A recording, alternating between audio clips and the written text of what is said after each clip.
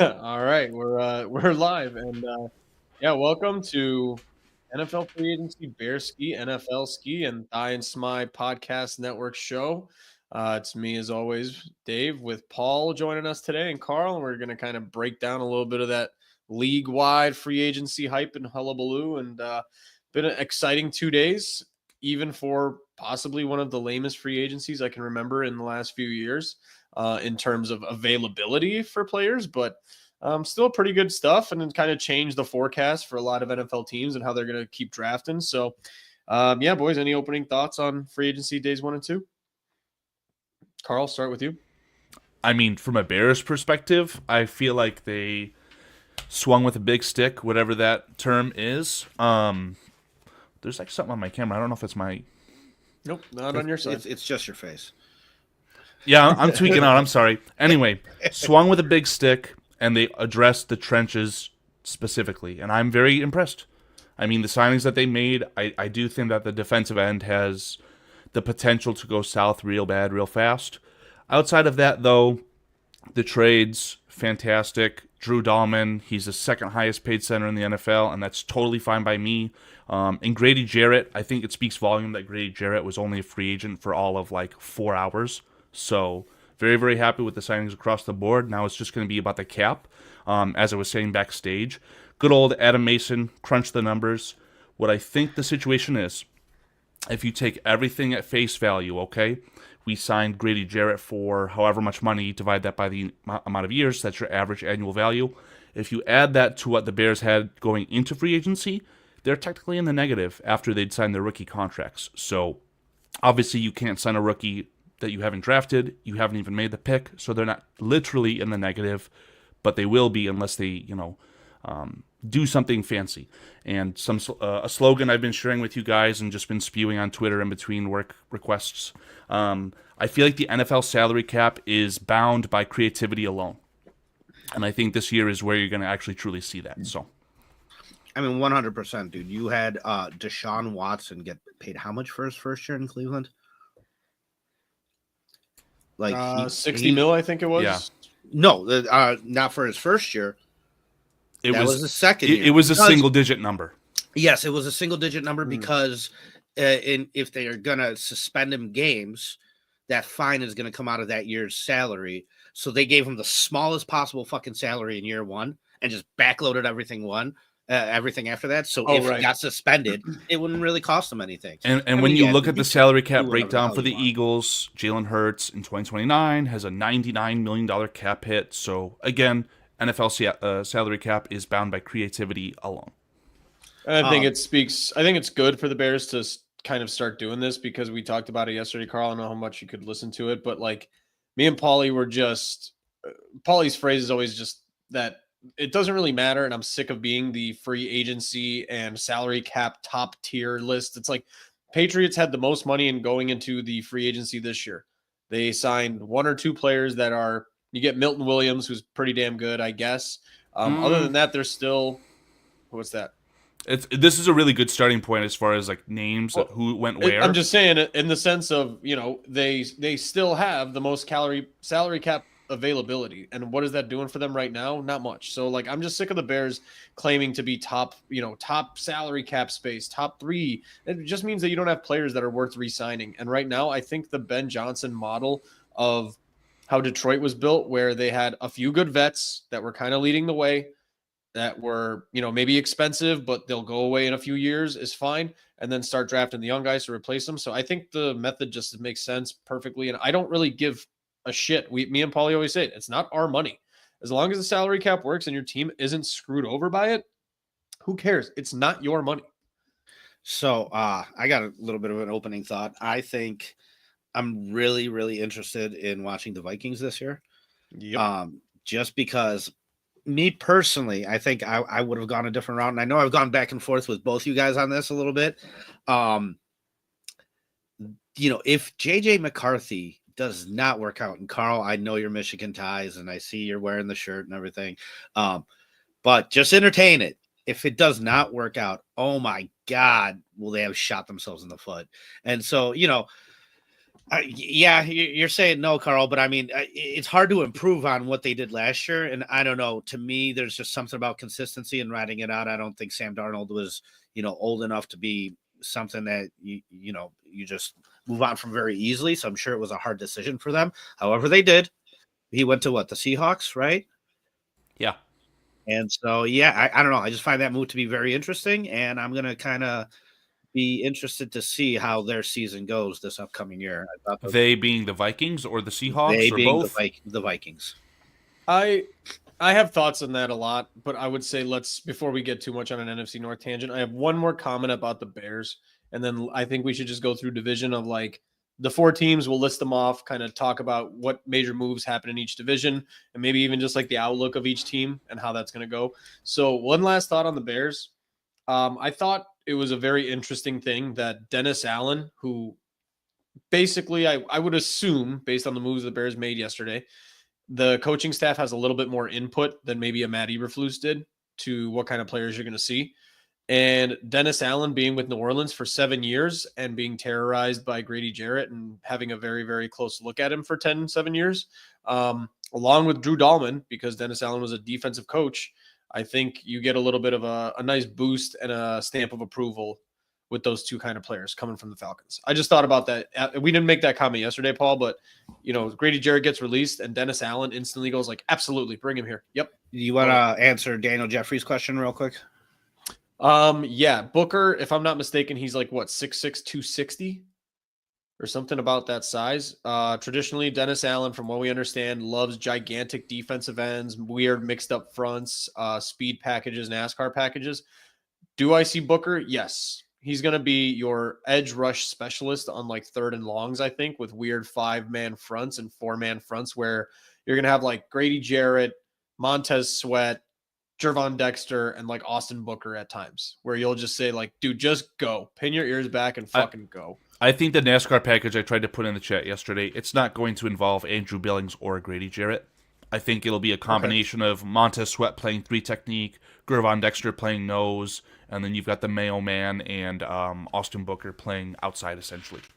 That's what I think it'd start with. Obviously, go the draft route. You could get another defensive end mixed in there as well. I just to answer Daniel Jeffries directly, I do not expect him to get more involved in the rotation. I hope that he plays at least an equal part and does better with the time that he gets to continue to impress Dennis Allen, who, again, this regime is not responsible for him as far as the coaching is concerned. I think a few things to say about Austin Booker is the fact that I believe if he wasn't the youngest, he was the second youngest NFL player in the league last year. He was drafted super, super young.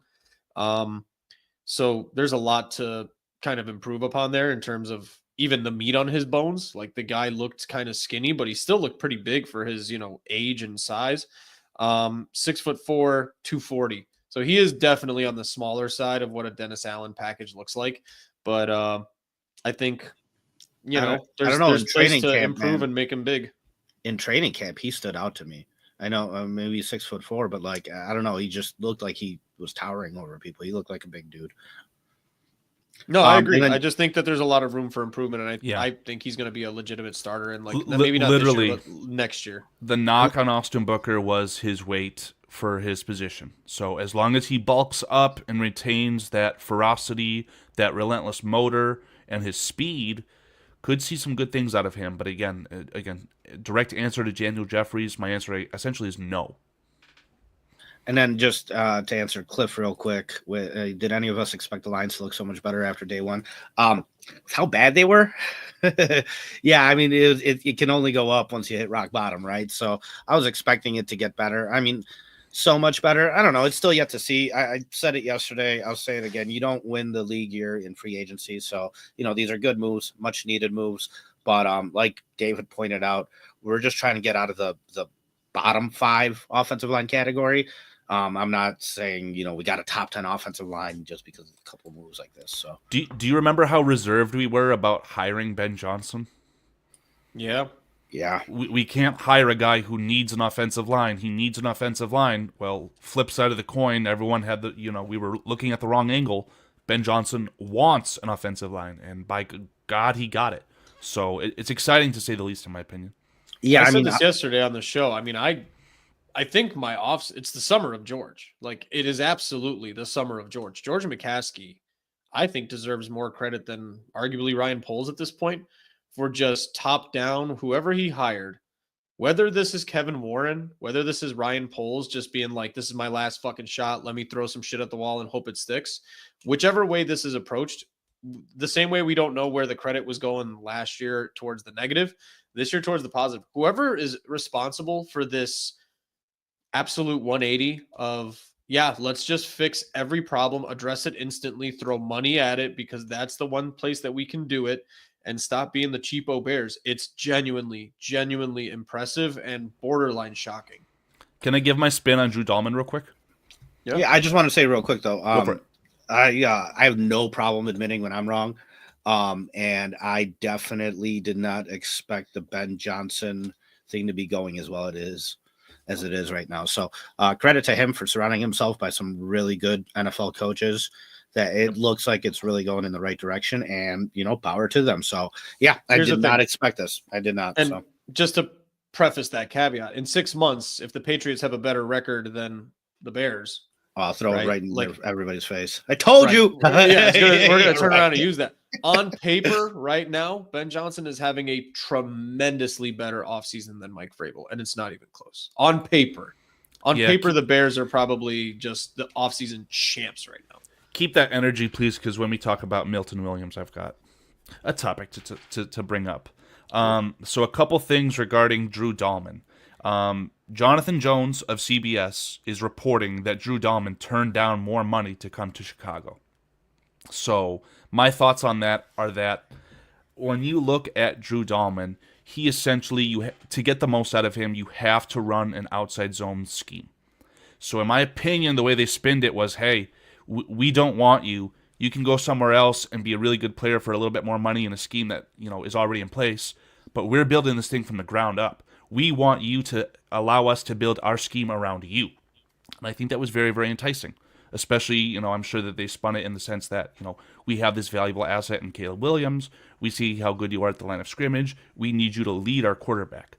So I'm very, very excited. And I think that goes hand in hand with these players believing in this coaching staff. Full stop.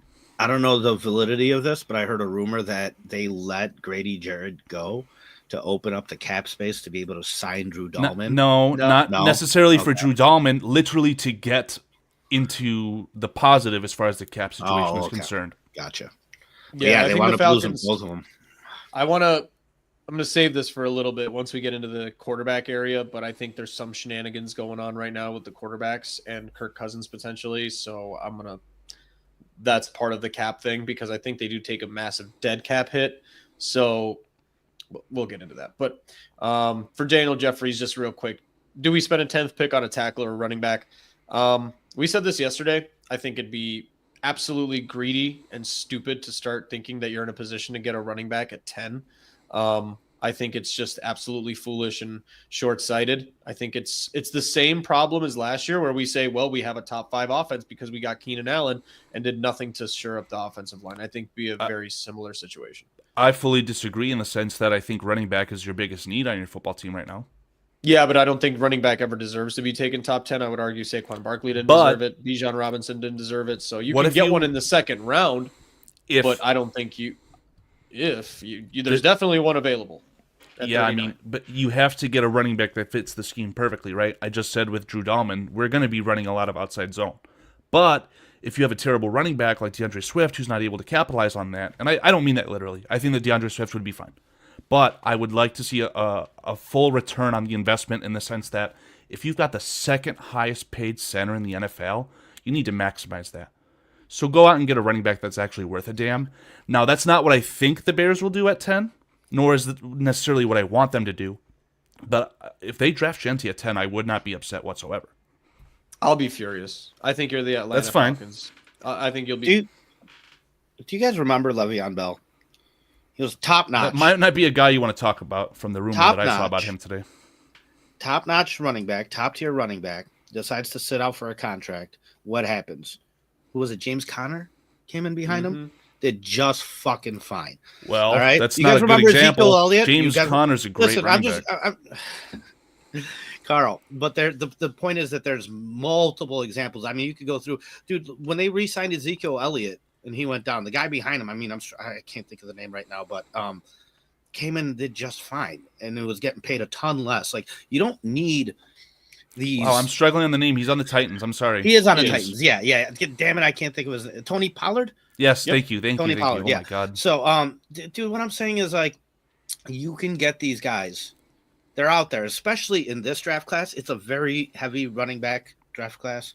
You can find a guy outside of the first round that will sit there and, produce for you, no problem. My strongest argument is when the Lions traded up or did whatever they did to acquire the running back that they have, we not only called them losers, but we started to project which quarterback they'd take first overall in the next year's draft because of how bad they'd be, right? Well, I don't think anybody that ever got running that attack bad. that They yes, are I fucking did. losers. I did. That running You did, attack okay. You that went. running attack allowed Jared Goof to be in the MVP conversations. So that draft pick worked out. They were a 10-win team the year they got to do that. You earn that right to make those kinds of moves. And the Bears I projected Jahmyr Gibbs in like the second round in that draft. So reaching Where he like that, should have gone. right? Okay, well, history can repeat itself. If the Bears take Omarion Hampton at 10 after Genty goes at 6, Carl, you could have the same outcome.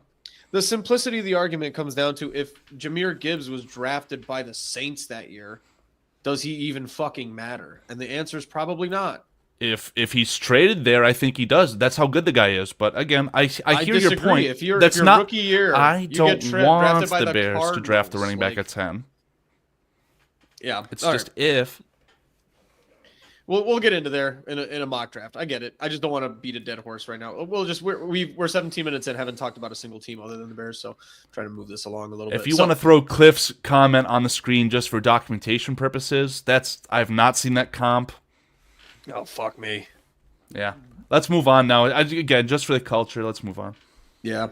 Apparently this draft has Barry Sanders, Rob Gronkowski, and Walter Payton from North Carolina. So let's Hey, cool don't out steal on my that thunder on that. I called Omarion Hampton Diet Walter Payton.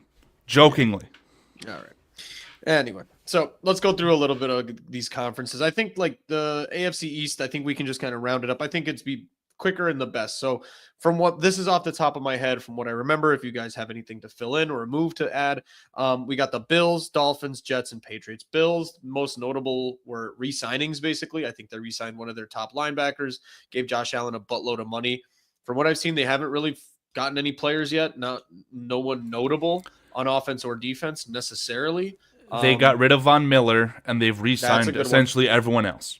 Yeah, they got rid they of Von Miller, which restructured. cleared a massive amount of cap space. And I read immediately after that Von Miller would be interested in even just coming back on a cheap For deal, free. basically for free, because he knew he was not worth that money and he was screwing the team over. Which, respect to Von Miller at 36 years old, what a move. But either that or he was going to get cut and not come back anyway. So Yep. that's the Bills. Dolphins, from what I've seen, really nothing to report on other than a potential James backup quarterback. Daniels. And James Daniels going there to protect some interior stuff. You can tell what they're trying to do is protect Tua Tagovailoa's brain. Actually, what did they just do as far as a quarterback? No, that was the Browns and the Eagles. They got another quarterback, though. I forgot who it was from the Dolphins. I believe they got a backup Zach quarterback Wilson. They got Zach Zach Wilson. Wilson. That's what it with was. a heavily incentive-laden contract, which is interesting because incentive-based basically implies that we're not really sure if Tua's going to fucking play because he might get his brain melted. Bingo. So, yep. Yeah. The Jets were a bit interesting. I think they basically did, as Carl likes to call it, an under the table handshake. What do you call them? Backdoor. a handshake? below the belt handshake with their Below-the-belt handshake. fantastic cornerback. From the Jets to the Lions. I don't know what the Jets got in return aside from I don't want to embarrass myself anymore today. But allowing Aaron Glenn to go there, I guess, or something like that. Interview and steal some maybe potential coaching assistants or something like that. okay, I don't know. Lions Jets. Lions lose their head coach and in turn their defensive coordinator and in return get a very good cornerback back to the Lions. Well, that's what I mean. I don't think you can block him from taking the job, but you can definitely block some assistants. So maybe Aaron Glenn said, hey, You get let me take some. Here's the phone number. number of Dan Campbell, and it went from there. Exactly. So that's one of the major moves. And I think the most important move from our perspective is you've got a new quarterback in New Jersey for 2 years and Justin Fields. They're accelerating the Arch Manning process, if I'm being blunt. Hey, man, giving him a last shot and trying to save his career. I mean, him with Garrett Wilson is going to be Paul's right on this. So I need good for him. Paul, no, just paint a picture. Do you want to go to a familiar situation that just acquired another elite wide receiver and bolster your chances of winning in the playoffs with a really darn good head coach? Or do you want to go play for the Jets with your buddy from Ohio State? It's a terrible move for Justin Fields. Again, decision-making on the field, decision-making off the field, they're hand in hand right now. I feel like he's got to be this generation. Who's the other Ohio State court? Terrell Pryor? He's this generation's Terrell Pryor. He's just absolutely the same guy. He's a physical specimen. Sucks. And he just keeps choosing to play for the Browns and the Raiders and the Jets. And it's like, who's next? He's going to be the Browns quarterback next year or in 2 years. That's what's going to happen. Like, if the Browns don't get a franchise player, he can only go to these tragic franchises. We said it when he was a free agent. He felt like a Raider. He felt like a Brown. It's just unfortunate because I don't know what he's doing. He definitely isn't signing with teams to win, but also at this point, I think the NFL is just showing his value because if he wanted to, he could go back to Pittsburgh on a team-friendly deal or sign as a backup. So let's give him his flowers and be fair to him. Fields may have told the Steelers, hey, I would love to play for you, but I need to have guaranteed playing time. And they didn't give it to him, probably. Understandably so. Then his alternative was to make some money in New York, a huge market where he's reuniting with his college teammate. I get it. I just think it's stupid. Make some money is the key there, man. This kid's finally off his rookie deal. He's got a chance to sit there and make tens of millions of dollars. And, dude, he's been beat to shit. His first 3 years in the league, he got sacked over 50 times a year, right? He went to the Steelers and, started winning there, and even they sat him for Russell Wilson, right? So when it comes to like, I'm going to go to a franchise where it gives me a chance to win. You were just at one where you had a chance to win, and they sat you. Okay, so from his point of view, like, what's his leverage? What's his advantage here? Give me the money, man. 2 years, $40 million. Let me go make it. In my opinion. And then if I want to go to a team that gives me a chance to win after that, at least I got $40 million in the bank. But keep kicking it down the can. Oh, if I win here, if I win there. Dude, just go play for the Steelers for $10 million. Go earn the starting job. Win one playoff game. You're making $40 million a year. I mean, it's just stupid. It's just stupid. That. Go win 7 games in a regular season somewhere. That's where I would start. Like, let's win 8 games in a regular season. Well, David, he needs to have a team surrounded with 10 first-round picks. That's what we've been told. He needs to have Sean McVay. If he doesn't have Sean McVay, it's not fair to Fields. I'm not sure. I'm sorry. I'm being very rude right now. I'm sorry. No, it is fuck what Justin it is. Fields and fuck the NFL. Who cares? I like Justin Fields, but I'm not feeling honestly, any sympathy. I'm not feeling sympathy for a guy who's about to make $30 million guaranteed. What am I going to hold my tongue against? I think that's what coming this in was an interview. About, though, man. I think that's what this was about at the end of the day. Like, at least just because it's like, We'll it's take care easy of your for us family, to bro. say to I like don't go gamble on it again, go somewhere and win and this and that. What if you don't? Then you can spend the rest of your career in the NFL and never make that kind of money, right? So like, here's your shot. You just got to take it. 2 years on the Jets. Fuck it. Yeah, Carl. I don't know if you saw this or if this is breaking news, but your personal curse has been lifted. If you look at the chat, what are we talking about? I just posted it on screen. Carl can't read, so let me just. Larry Borum. Your personal curse has been lifted. I read that like 10 minutes ago. Larry Borum's just a jag, just another guy. But he personally, he's not a jag. He's a dolphin, I believe. I don't know what Larry Borum did to me. I don't know if we're making a bad joke. I don't know what's going on, but I have not heard as much Larry Borum slander from anyone in my personal life other than you. So I just figured you might appreciate that. Does that also apply to Zach Pickens? I hope. Once Zach Pickens leave, we can say whatever the fuck we want. He's probably going to be cut. I've already claimed that Zach Pickens is a worse move than trading for Chase Claypool. After this Grady Jarrett add-on and probably a defensive tackle, he's a cut. He's an absolute cut, isn't he? I want I'm gonna say my piece on this, Cliff, because Cliff Victoria always with the great comments, but this one's just definitely incorrect. Absolutely incorrect. I'm sorry. They do not think that Justin Fields is better than Aaron Rodgers by any means. Aaron Rodgers is an absolute ticking time bomb in the sense of if that team doesn't win 10 to 12 games and he's along for the ride, he thinks that it's not his fault and he needs to go somewhere else where that can be achieved by somebody else. So what's their Madden also exactly.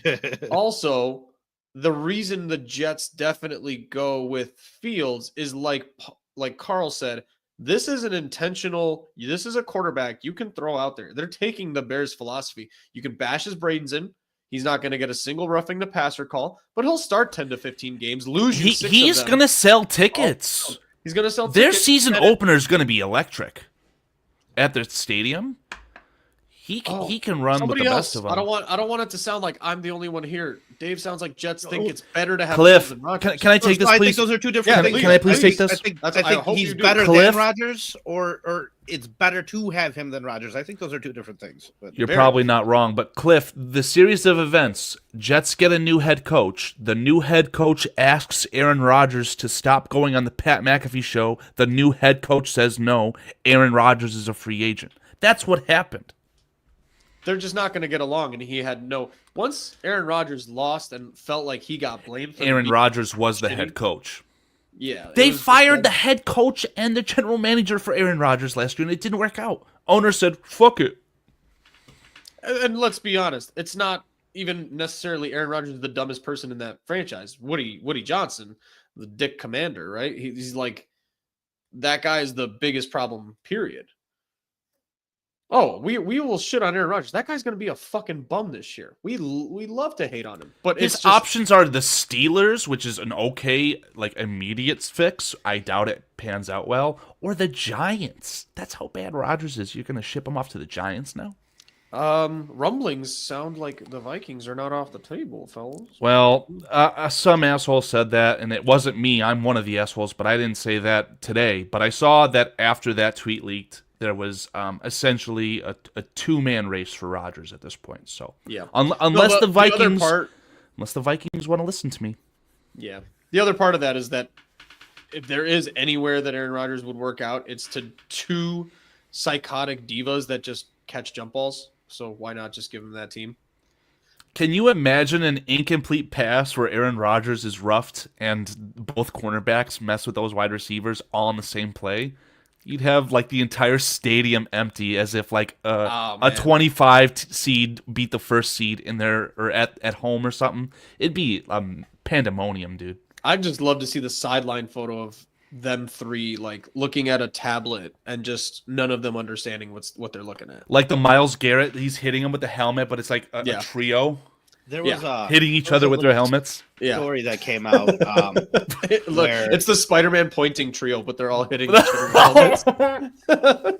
There was a little story that came out where the Steelers were. I don't know if they were playing the Jets or if Rodgers was still on the Packers at the time, but the Rodgers was kind of heating up and getting the offense going a little bit, and dude, and Mike Tomlin just called a timeout out of nowhere, just to cool things down. And they said they just stared at each other from across the field. Mike Tomlin just stared at Rodgers, and Rodgers stared back at him you son of a bitch. Knew exactly what you were doing, ruining my thunder, ruining my momentum here, and this and that. And those are just the little things that we as fans watching on TV don't get a glimpse of always. But I think that Tomlin's got a lot of respect for Rodgers and the way he plays the game and the way they publicly have said that. Yeah, I believe it. And I think it comes down to little details like that, understanding even just momentum and the way a game's flowing and things like that. So, hey, man, power to the Steelers. I wish them well. But we'll get to the Steelers in a second. Let's just finish up the AFC East with the Patriots. The big moves were Milton Williams. I believe that's about it. They got another cornerback, if I'm not mistaken, to pair. Yeah, Carlton, not to be Carlton confused Davis with the great Carl from the Lions money. Yeah, Carlton Davis. Right. I mean, the way that there's lighting money on fire is embarrassing, right? I wanted to specifically highlight Milton Williams because I don't know what he was going to get from Carolina. It was close, but they flipped the script and the Patriots sold the deal on that, right? I saw a TikTok video where they were ranking position groups, and of course, defensive tackle was first. And they had Milton Williams as the 4th best defensive tackle in the NFL. Are you kidding me? No shot. That guy is getting paid probably $20 million too much. And I feel bad for the Patriots. I hope it works out well for them. But that's just not smart team building. What was he at? 33 AAV or whatever? Was it more than that? 26. He's getting $26 million per year as a rotational defensive tackle, I think, drafted in the 4th round. Had a very high RAS score, but again, what can Brown do for you, that shipping company? What can the alleged murderer, Jalen Carter, do for you? He needs to be giving some of that money to Carter. If I'm a Patriots fan and if this prevents you from taking Mason Graham because you just got Milton Williams, I'd be livid. I'd be so fucking pissed. Yeah, because that's kind of one of those like needs things, and man, holy shit. That's unbelievable. So think of the fantastic players that football team has had, and you say, "Oh, he's the highest paid." That's nuts. That's definitely Robert Kraft going full Jerry Jones and kind of starting to lose his mind a little bit. So he's on the tail end of that. So AFC West, we got Chiefs, Chargers, Broncos, Raiders. Chiefs kind of stood pat, other than losing a major player to prison.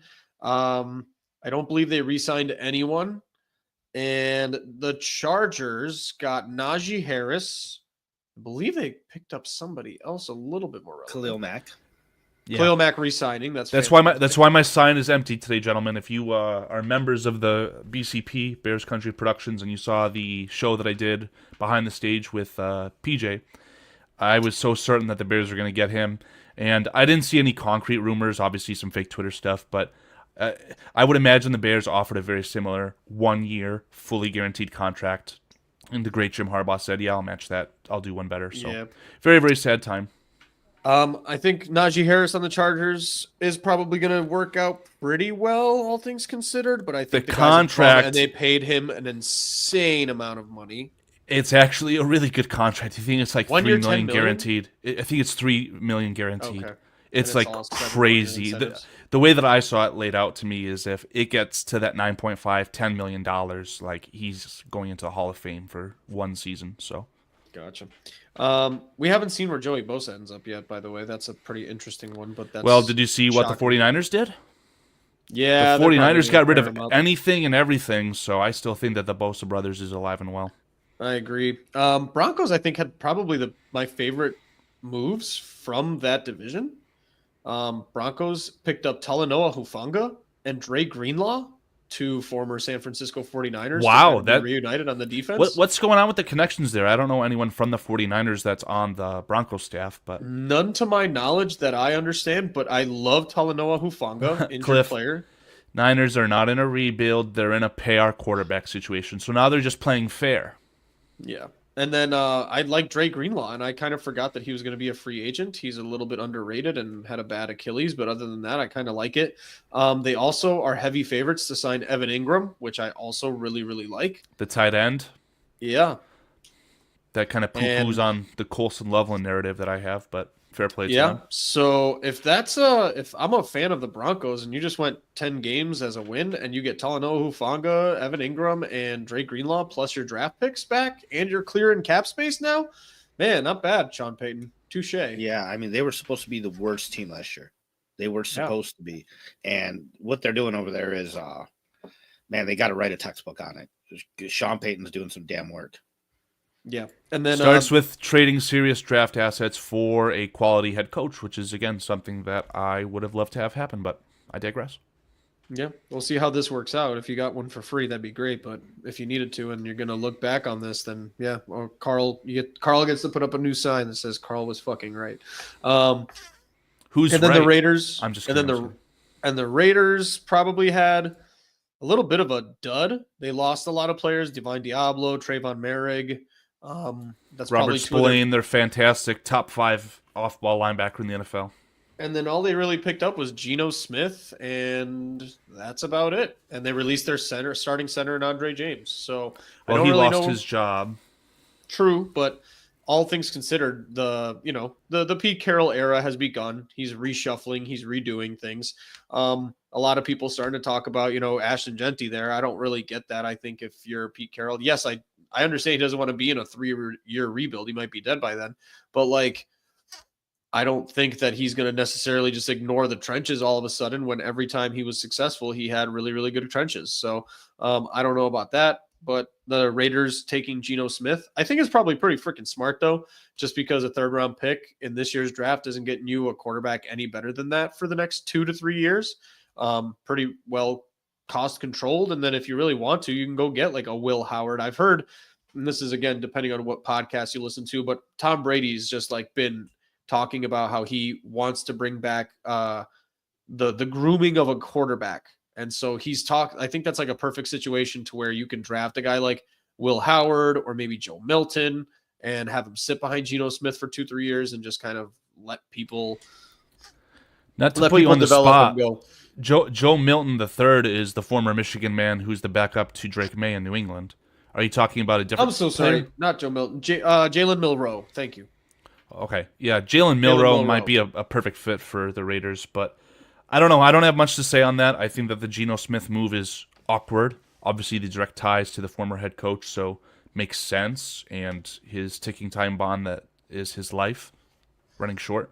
So they're not going to do a rebuild, in my opinion. So I get it. It's just weird. If I was a Raiders fan instead of a Bears fan, I wouldn't be doing podcasts or talking football. I'd be too depressed. So the problem is too that the league is just in a completely different landscape than when Tom Brady was brought up. And I mean, you can't do the things that you were able to once do when it comes to like grooming a quarterback. Look at the Packers with Jordan Love. They let him sit.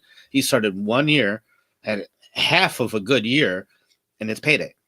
Right. And now you pay that guy and you can't repeat like a situation where Seattle, I believe, paid either Charlie Whitehurst or maybe it was Matt Flynn, $40 million guaranteed, and then drafted Russell Wilson in the 3rd round and said, you know what, we'll eat that money and start Russell Wilson.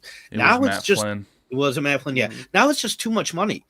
It's just too much money that you have to sign these guys to. And you kind of really have to dedicate yourself to them, even if you let them sit there and groom. Like you can't make mistakes at the quarterback position like you once were able to, and not have I'm being optimistic, generally speaking, in the sense of like how these people are, what these teams are approaching it from their perspective, because they're not a lot of these teams, minus maybe the Seahawks, the Raiders, and I don't know, 1 more or 2 more teams. I don't think any of them have already started to telegraph their tanking year. I don't think many teams have. I don't think that the Raiders are obviously just like getting fire sale. Hey, look at us. We're going to tank this year. Tank for Arch Manning, or the Jets being obviously tanking, Carl making that tongue in cheek. But like, I don't think any team has made that tremendously obvious yet. So I can't say that that's their approach. I mean, obviously they're not doing it to lose necessarily. Maybe they're doing a 1-year kind of step back, but I'm just saying it from the positive perspective of every team kind of has that positive mindset right now. So I'm not saying like, yeah, the Raiders suck.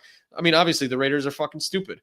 Antonio Pierce was the most obvious stupid move last season of any head coaching hire. And that was including keeping Matt Eberflus. It was the dumbest. Everyone saw this coming, and now you're a year late on your rebuild too. So fuck you, Raiders, obviously, and keep rebuilding for all I care. But I'm just saying it from the perspective of why you do it. Geno Smith is not that bad for a 3rd-round pick, and if you are gonna like let him walk in 2 years after $45 million, that's a pretty good situation to be in. You get to draft linemen and receivers, let Geno Smith kind of take a beating for 2 years, let him fuck off, and whoever you were grooming for 2 years can take over, and maybe on Pete Carroll's last year of his contract, kind of have a good one. And Geno Smith's probably a really good mentor, and like, as far as the human being, the mentorship, I think it's a really good fit there too. So I get it. Yeah. AFC North, there's a few teams that made some moves. I think the Ravens getting DeAndre Hopkins was probably the most relevant. I think some of the Ronnie Stanley that's breaking news. We started the show and then that move happened, I think. So again, breaking news here on NFLSKI. Yeah, DeAndre Hopkins coming out of retirement, his 2 weeks of retirement to sign a 1-year $5 million. I think that's pretty great for him. I think that was one of the favorites for him to get signed at the trade deadline. It's a good fit. He's probably over the hill. Who cares? It's the most Ravens wide receiver ever. Just a washed up wide receiver 1, like their entire wide receiver core has been for the last 3 years. Yeah, and then everybody's going to get mad when he doesn't have 1,200 yards, which he never should have had to begin with. If So, I do fantasy football, Hopkins isn't even like worthy of my bench. Like, screw agreed. that. I think some of the Ronnie Stanley makes sense to resign. Obviously, the good linemen don't go anywhere. I think one of the Hey, real quick, just compare Ronnie Stanley to the tackle that the Titans signed for more man. money. That's just an all-timer. What are you doing? Yeah. I think what some of the more surprising moves from the Ravens, but not surprising, but like the guys they didn't cut and didn't let go. So that's probably one of the more interesting moves. The Ravens just shouldn't have done anything this year. It makes sense that they didn't do anything this year. What were some of the guys that you think that they should have gotten rid of? Like Some of their older cornerbacks, like Marlon Humphrey, just kind of. Pretty Is he sure like he was an all-pro. 33? He was an 33 all-pro. years old. He's 33 years old. He probably. I mean, it could be a Kyle Fuller situation where he's like a Pro Bowler and like, yeah, let's just cut bait. But I don't know. I think that he's probably an integral part to that defense, at least for this year. And again, if you're managing cap and moving forward with Lamar Jackson, let's be honest, as much as he got the shit for it, Mark Andrews was just not excellent last year. Correct. Wasn't. He was good, but he wasn't great. And he was probably like it would have made sense, and I don't think anybody would have been shocked that Isaiah Likely was tight end number 1, and you take the money you're paying Mark Andrews and fill up the rest of your team a little bit. So that's all. And I love to act like an asshole on this show and on the podcast I do in general. I am not talking shit about Ozzie Newsome. If I'm gonna be serious for a second, that general manager is fucking fantastic. So whatever he decides, that's my Bible. Yeah, I think honestly, and again, it makes perfect sense that they made no moves. I think they absolutely should be running it back. It makes perfect sense. So, and if you're gonna bet cold hard cash on a team winning in the NFL draft, that's probably the Ravens. So, absolutely, let's see what they do against the Chiefs and co. The Bengals, man. I don't want to beat a dead horse. That franchise is the biggest fucking dumpster fire. I can't wait for that shit to talk about going from one end of the spectrum to the other as far as a general manager. You go from Ozzie Newsome to Joe Burrow. Joe Burrow's getting everything he wanted. What a coincidence, right? So, I just these franchise tag T Higgins, they could probably in terms of actually having the money to pay him, the bank account is being maneuvered as we speak. Like the owner just does not have that money in escrow. And that team is a fucking shit show. Somehow they went 9-8 this year, and I still will predict them to be 500 this year. And I think they're going to be one of the worst teams in the league again, even though I think Joe Burrow is one of the best quarterbacks in the league again. It won't matter. It's just going to be a shit show. They're going to draft people and maybe give you some false signs of hope, but I can't wait for Joe Burrow to beg to be traded to the fucking like Lions or some shit. Or I don't know. And then you have a Cleveland Browns situation where I'm not playing for you. I'm traded. Oh, you're going to give me $40 million a year? Maybe that number for Joe Burrow's like $80 million a year or some shit. Yeah. Fuck the team. I don't like them though. The Browns are interesting, I guess. They did get Dorian Thompson-Robinson traded or some shit. They got some backups. You got it reversed. DTR is going to Philadelphia in exchange for Kenny Pickett, but I think the pick goes to the Eagles. It was nuts. Like, you got the better quarterback and a draft pick. Yeah, so the Browns are just, I don't know what the hell their plan is. I feel bad for Kevin Stefanski. Oh, that's in my channel. Let me do a poll live on the screen. Should I temporarily time out Cliff Victoria for those comments? I can't even see anything. No. Cliff Victoria Niners. What, Lions with Burrow would be dangerous? Correct. We don't need to speak that into existence, Cliff. Yeah. David's the one that brought it up. To be fair, I'm the one who said it, so. Yeah, I mean, yeah. I think I must have spaced out. Yeah, no, I said that, we got a year before Joe Burrow is begging to be traded to the Lions. So this might be a good spot to bring up Romy's comment. I mean, if we're on the Browns. Yeah, sure. Let me tell you, if the Browns can somehow land not Micah Parsons, but his heir apparent in the draft without having to trade up to 1, Abdul Carter? Abdul Carter. That is a monstrous win. And because you just locked up the best defensive end in football for however long, tank, and yeah, I hear you, Cliff. Yeah, Browns, I don't think that they should or will take a quarterback, if I'm being honest. I don't know what the fuck the Browns are doing, because it's not like you're getting super. Here's the thing, man. People are like, oh, well, the Browns are a good team, but if they add a quarterback, they'll be actually good. You don't win a Super Bowl with a rookie quarterback, so what the fuck's the point? So what's the point of Tell getting that to the Cam Ward Redskins. this year? Redskins were close. I was gonna say they didn't win one though, Carl. So Yeah, they're not. They weren't as close as you want to think they were. So, but like, dude, yeah, that would have been a shit show if they actually made for the Super Cliff, Bowl. by the way, I don't know if he's leaving. It's actually, not a but shit Cliff, show. What Have you happened to Mark used the Andrews, application I think, formerly yeah. known as Twitter? I mean, case in point, look at searching for a Dunze and he's got the no nails. Like, that's the type of shit I see all the time, 24/7 every day, just because of Jaden Daniels.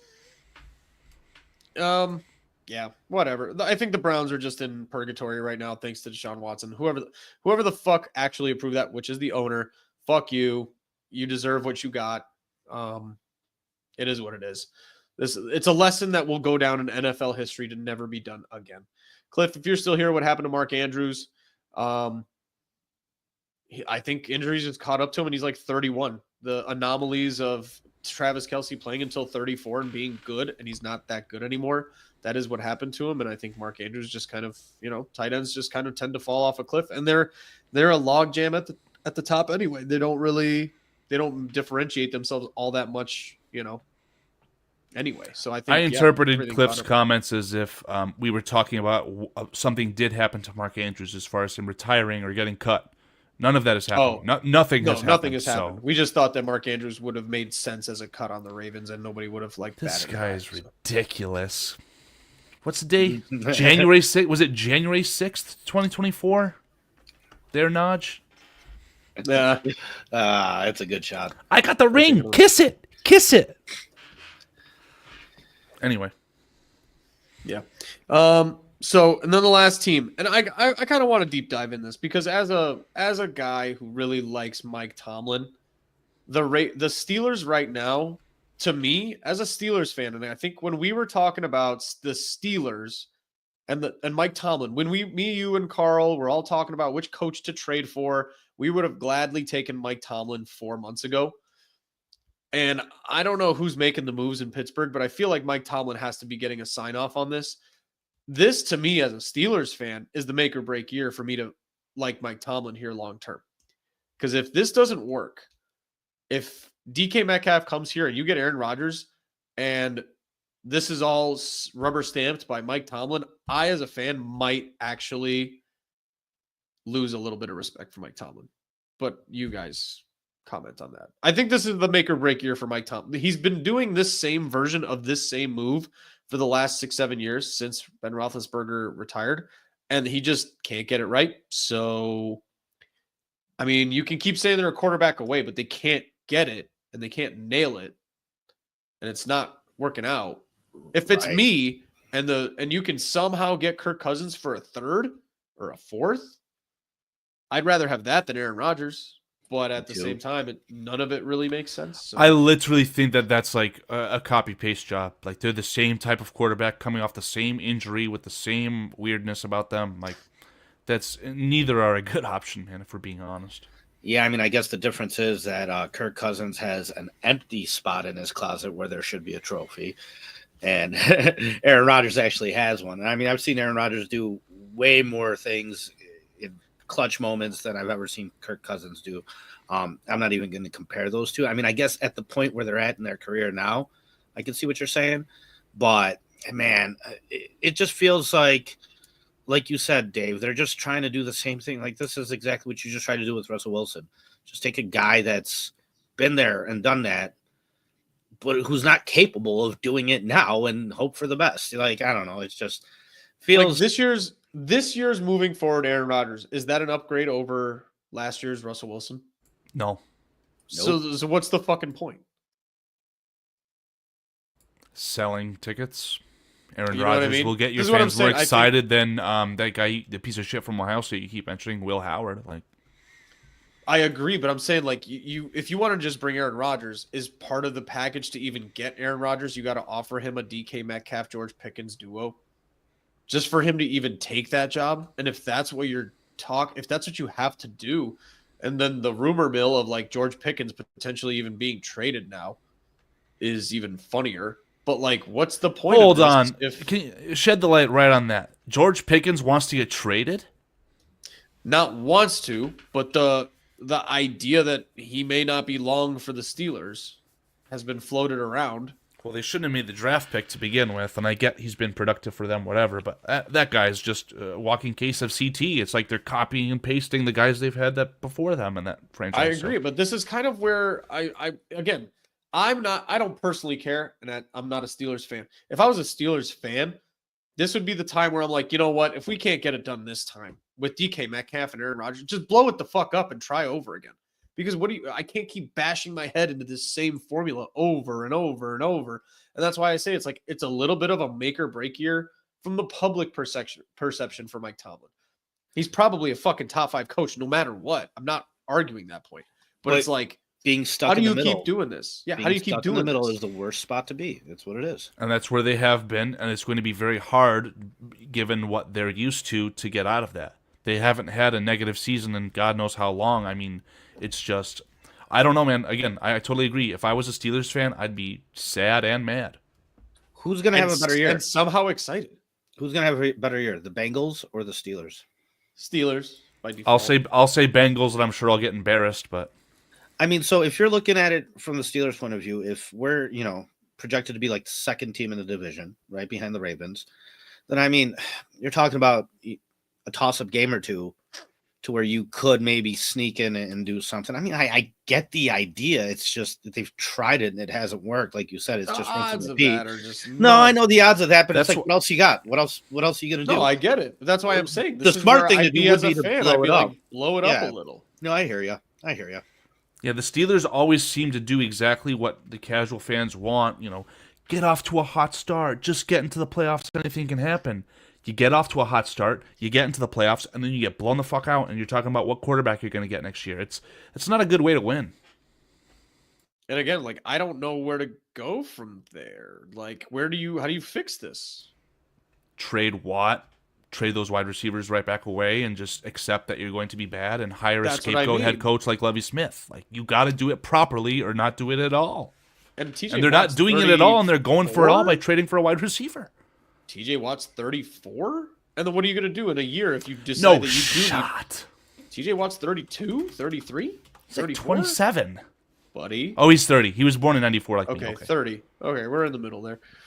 But now, I learned that the drop-off point for these edge rushers is actually 34 years old, by the way, which is exactly how old Khalil Mack is. Okay, I'm off, but the point of what we're saying is still true. Your pieces that are tradable, the pieces that you are just pissing Carl off. Yeah, Naj is just going at you, man. He's just relentless, and I have to appreciate it. He had a comment earlier about a Potchki sugar rush. God bless you. Yeah. Piss off, wanker. No, I was kidding. Yeah, so I don't know. Naj, I love you, man. I wanted to stop on the Steelers because I saw that from far away, and I was just like, man, I'm kind of bummed out for them. And so I just wanted to address it. Is there a last gasp move that the Steelers can make at quarterback if it's not? Because we did a show. I have a thumbnail up that projected them getting Matt Stafford. Matt Stafford with these two wide receivers might be okay because he's cool, calm, and collected in my opinion, and he can throw the ball deep. That'd be fine. That didn't happen. But if they don't get Rodgers and Rodgers is terrible, I mean, is there a last gasp move that they could even make? Again, Kirk Cousins, I feel like is a possibility. And I'm not just saying this because it's funny. I swear to God, I think Tyson Bagent might actually be okay. Oh, I should be the one to know this with the Michigan shirt on. Joe Milton, I think, is going to be a starter potentially for a terrible team if push comes to shove somewhere because that kid's got a rocket and he had a really good game against backups. Released, right? No, Joe Milton is quarterback 3 for the Patriots right now.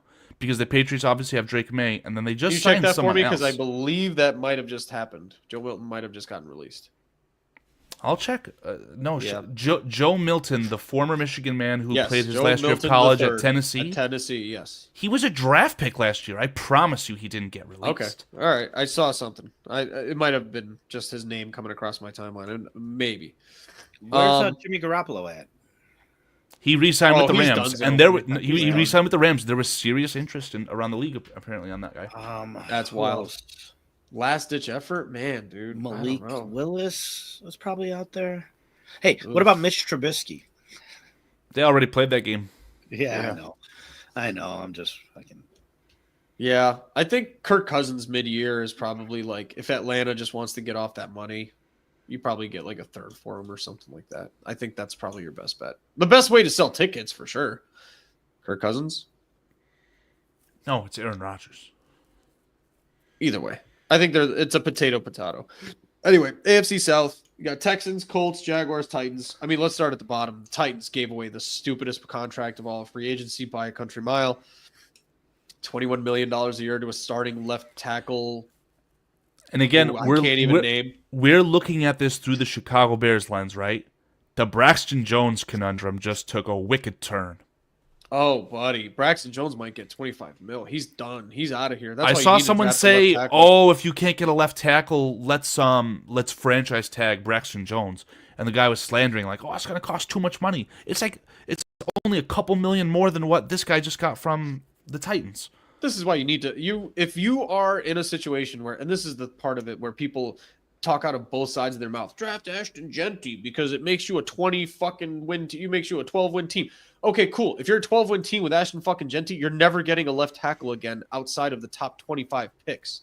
You want a fucking or decent left tackle. There's no franchise left tackles in this draft. There's some good ones and there's fine ones in here. You want to find left tackle for the next 5 years and you need to fucking replace that in next year? Do it now. You have a 10th pick. Here's why. Okay, so I didn't make the graphic I wanted to. It was going to be one of those like food pyramid memes, but it's more modern. It has 3 tiers, and it's like the meme is terrible. It's like life needs, emotional needs, and the bottom one is like terrible, and it always ends with Sprite ending on something that's attached to your body. Anyway, makes no sense, right?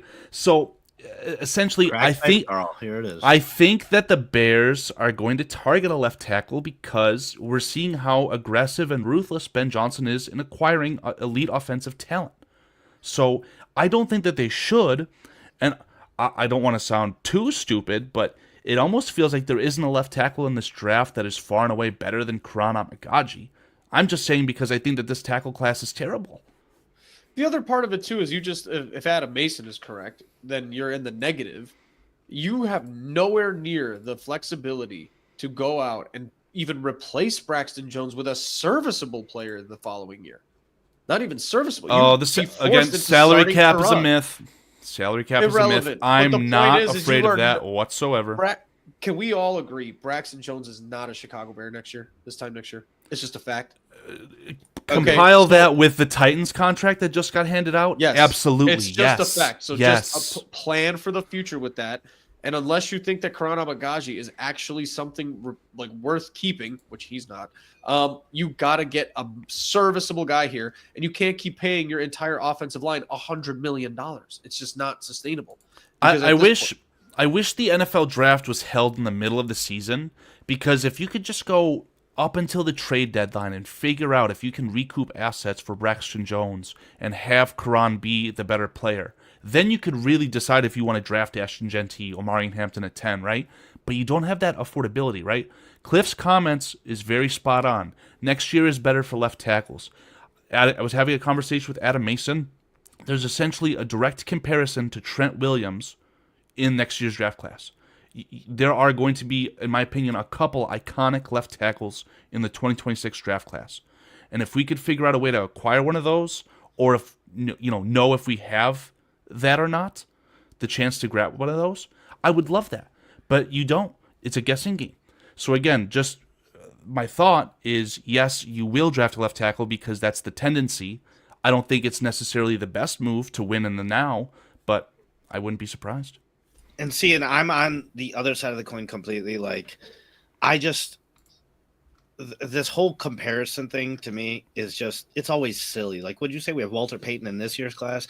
Like, dude, listen, even the fucking GMs don't know. Like, the drafts are such a shit show year in and year out. They really flip. are. It's a roll and of you the want dice. to sit here and project whoever and this and that. Shit, man. We might not project a good left tackle to be out there this year, and there might be one. Like, it's really hard to say that definitively with confidence that, like, yeah, it's just projections at the end of the day. You know what I mean?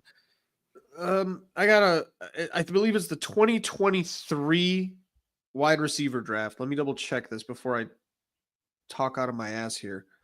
I mean, dude, that's my issue with the whole JJ McCarthy thing. Like, I know you guys make a case for him, and you guys were like, oh, even this year he'd be, projected as one of the top quarterbacks and this and that. That's great.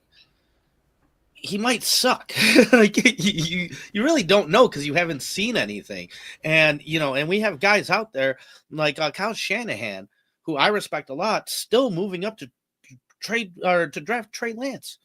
Here's how this works out, these though, guys, too. At the end of the day, really know until they get them in fucking camp, man. Paul, I agree with you in general, and this is why it's just about going back to draft philosophies and drafting positions of need at high premium numbers.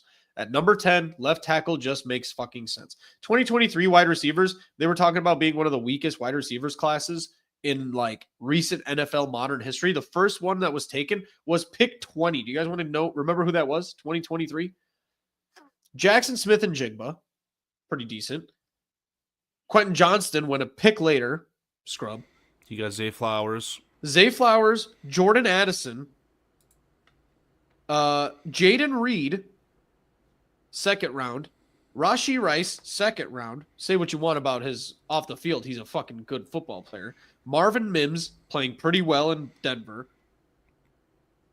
And then the rest are kind of like some mix. Yeah. You'll recognize the names, but they're not doing anything major, right? So it's like, you can say all you want. Guy got picked at 20. There's like 6 starting caliber wide receivers in that draft. So like, you can tell me the left tackle class fucking sucks this year until they don't, and then they get into the NFL, and some of them are pretty decent. So, but it's just, again, back to draft philosophy. Don't take a fucking running back at 10. It never works out. Right. Never, Unless ever, you're the ever. Detroit Lions. It still hasn't worked out, Carl. Yeah, it hasn't. No, I won't get talked off of that. Jared Goff was in the MVP consideration. That's all I've got to say. He was in the MVP consideration with Jamal fucking Williams when he had 21 rushing touchdowns the year before. Incorrect. Jared Goff was not an MVP candidate when they had Jamal Whatever. He Williams. was a top 5 quarterback, top 10. Jamal Williams had 21 and touchdowns. We've got the same head coach and a better quarterback. He just got released by the Saints 2 years later. Guy had 21 fucking touchdowns behind that offensive line. You know why? Because it wasn't Jamal Williams. It was the offensive fucking line. But if we draft Ashton Genty, we could play college football every week, and essentially it's the overtime where you have to go for 2. Every single game, 55 to 54 wins. Go 17-0. I'm half kidding here. I hear you, and it's right. It's literally economical at this point. If Joe Schmo was getting $21 million a year to play left tackle on the Titans, it's economical to draft one. Now, fuck you, Cliff. I love you, Cliff. Up there just God bless slow you, you Cliff. down a little bit, Carl. I had to. God bless you, Cliff. Timing. He's not wrong. But no, I mean, seriously, the real issue, if we're going to talk about it, is who's the left tackle you take at 10? Is it Will Campbell, who's probably going to be the best offensive lineman in the draft? Probably not if he's not got long enough arms. Let's see how the draft shakes out. Potentially trade back. Whatever you got to do. But if we're talking about Josh Simmons, this is where also the coaching then comes into play. Like, guys, none of these guys come in at an NFL caliber ready level. Like, you need to coach them up and progress them. I say this all the time too. Like, I don't want a guy who's reached his peak in college. I want a guy who still has plenty of room to grow, and then you got to have the coaches to be able to sit there and coach him up and get him. And here's the like thing. Kenneth Grant, baby. No, it's kidding. Here's the other thing. Right now, you would be drafting your left tackle 3, your rotation tackle, right? You're probably. I get what you're saying, Carl. He probably start over Kieran Amagadi. Essentially, flexibility. If you draft Josh Simmons, he is an inactive for 17 games. You're not on pace to be ready for training camp. Braxton Jones can talk about like maxing out your Roth IRA. That's what you're doing with Josh Simmons. It's like you draft your 10th overall player and you literally get 0 contribution. But that's the luxury of having Braxton Jones for one more year fucking off into the sunset. Right. So if he doesn't pan out, and if Karan doesn't pan out, and now you're relying on a left tackle you drafted in 2025 that has an unstable knee and he can no longer go, now you're talking about really fucking being screwed. Then take Kelvin Banks or the guy from that's a better discussion here. Yeah. Play it safe. I'm not saying, well, you brought up Josh Simmons. I'm just giving you the realistic why that's even a possibility. And you know why? I know. Your best friend. But otherwise, you're going to be stuck like the fucking Titans paying a guy who nobody's ever heard of $21 million a year. Exactly. Shot in the dark. Exactly. Shot in the dark. Okay. J.C. Latham, projected to be a tackle for the Titans. He was drafted by the Titans. Terrible football player, right? And I identified that the 5 minutes after he announced that he was going to the draft, after he got his ass kicked by Michigan, right? Shot in the dark. Braxton Jones, left tackle of the Titans in 2026. Guys, also, you got so lucky with Braxton Jones as a 5th-round pick. You don't get away with that often. You can't just leave that to chance and be like, let's do it again with a 3rd rounder. Maybe a fucking 5th rounder works out next year. Maybe next year's left tackle class is so great we can get 2 of them in the 2nd round. Fuck off. Spend a 10th overall pick on a left tackle. Can we rename Romy's name in the YouTube chats? I want to rename him to Jimmy Neutron because he's Galaxy Brain right now. Yeah, Isaac Membo is not lasting till 10. Armband Bamboo, if he makes it to 10, you take him, could either redshirt him, whatever, plays right guard to replace Jonah Jagoff. That would be brilliant. That would be mastermind. Not making it to 10. He's going to be the first tackle taken off the board. I think Will Campbell, but I digress. Yeah, irrelevant. Anyway, Titans are fucking morons. They're clearly the only team that are tanking this year. We haven't even gotten to the true left tackle discussion today. Tennessee, Jacksonville. I don't even know what to say about them. I don't think they made any moves of note. Evan Ingram is gone. They're probably going to take left tackle. Like somebody, Kieran said yesterday, it makes sense for them to take left tackle. I never even thought of it, but it does, because if you need to improve Trevor Lawrence, you need to just make everything better for him. As much as Mason makes sense for Jacksonville, if he falls that far, Mason Graham, they might just need to improve everything for Trevor Lawrence. You have to justify your wages, right? You just have to do it. And the Jacksonville Jaguars have just been clearly stupid as fuck about how they're doing shit. I could see a Colston Loveland at 4 over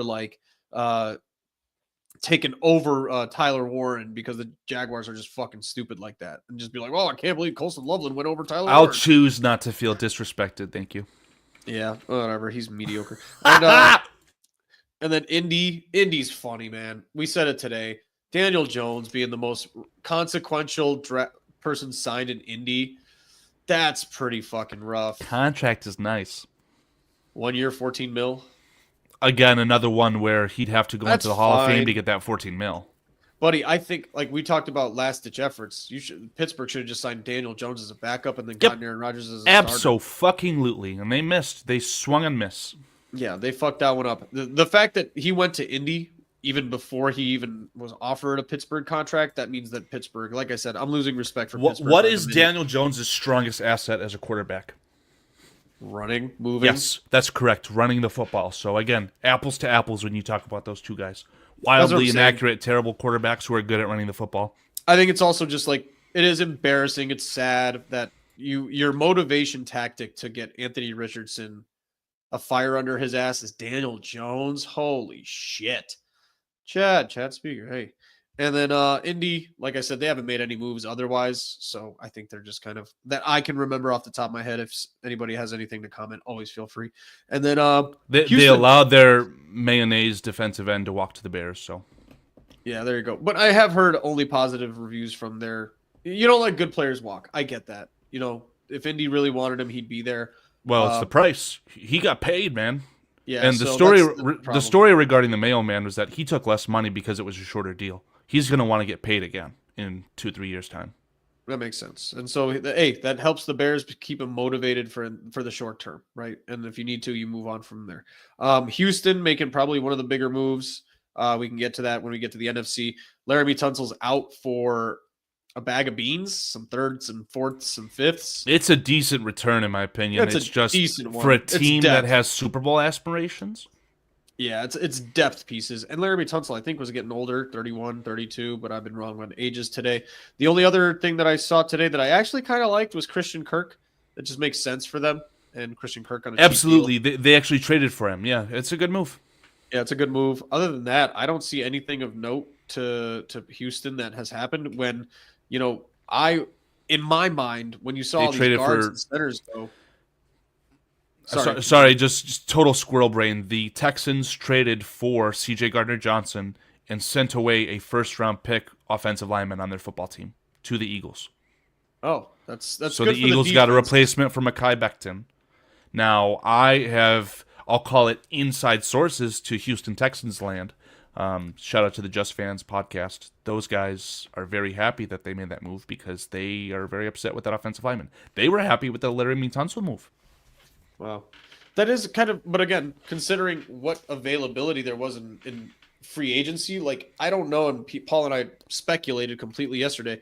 I think 9 to 10 teams would have given up a third for Joe Thuney, and the Bears only had to give up a fourth. So however And that that's the shook value out. of Ryan Poles. So there you go. And Paul's saying, does he have some inside connection there because he used to work with the Chiefs or something like that? Possibly, probably, because with all the available moves that the Bears capitalized and the Texans didn't, I would have thought the Texans were more prepared for that interior offensive line than the Bears would be. I'd be much more scared of the Texans. The Chiefs could also be very disrespectful and say, wow, we identified Caleb Williams as being terrible. We don't care what they get. They're going to be terrible and give us better picks, right? Like, they don't want to strengthen the Texans. Or they might also want him out of the AFC. Yeah, that's literally what I just said. Correct. Yep. Yep. So it was just interesting because I feel like the Texans have made a shockingly small amount of moves to improve the areas that they were weak in. That's kind of where Now I'm at. keep that in mind going into the draft. Not that many elite left tackles. Team that needs a tackle. Okay, that's a team that's probably going to trade up. Right. And they've had the history of doing that. So yep. Okay. NFC East, before we go full circle, Philly just losing players in Howie we trust. I don't see any issue. Josh Sweat gone, Milton Williams gone. Totally replaceable players that Howie Roseman will probably replace with better players because he's a fucking demon. Other than that, nothing of note in Philly. They got to go back to the well as far as the secondary is concerned, right? Like I talked about the Super Bowl winning formula, literally one of the requirements being to hit on both of those cornerbacks. They're going to have to draft more secondary again. I don't know why they traded away Gardner Johnson. I mean, obviously Mekhi Becton replacement, like I said, but they got rid of all their depth. Slay is gone too. Darius Slay is. Yeah, I forgot where he signed, and it was a decent contract, but like that guy, I thought he's been washed for a decade. Same. Washington making some fun moves. They got Laremy Tunsil. They got Deebo Samuel. And other than that, I haven't seen. It's mostly re-signings of those old, decrepit, old fuckers. And here's where I said this at the end of last year. They're a high variance team, man. Holy shit. You want to talk about a high variance team. You re-sign a bunch of your 33 and 34-year-olds. You get Laremy Tunsil, who has been really, really good. And then Deebo Samuel is your huge offseason pickup on offense. I don't trust any of those moves other than Laremy Tunsil. So let's see how that works out. But so the issue with Laremy Tunsil, apparently D'Amico Ryans was like begging the guy to practice. So obviously you bring these guys in with the hopes of your new ownership being able to maybe incentivize them under the table. I don't know. But essentially these guys are going to be, these guys being the Redskins organization is banking on their environment trumping any BS, which I'm skeptical of.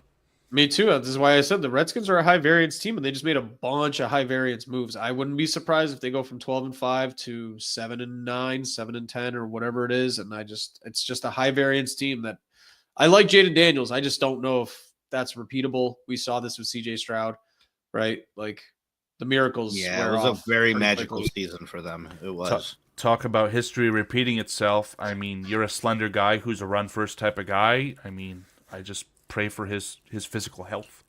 Yeah. So, and then if you get your left tackle who barely likes to practice, we have experience with linemen that don't like to practice that look really, really good on paper. So, doesn't work out the best, but a lot of comments popping in. I just want to make sure none of these are really, really good. The Virginia effect, I don't believe in. Nobody feels bad for the Bears. They all probably didn't like her very much to begin with.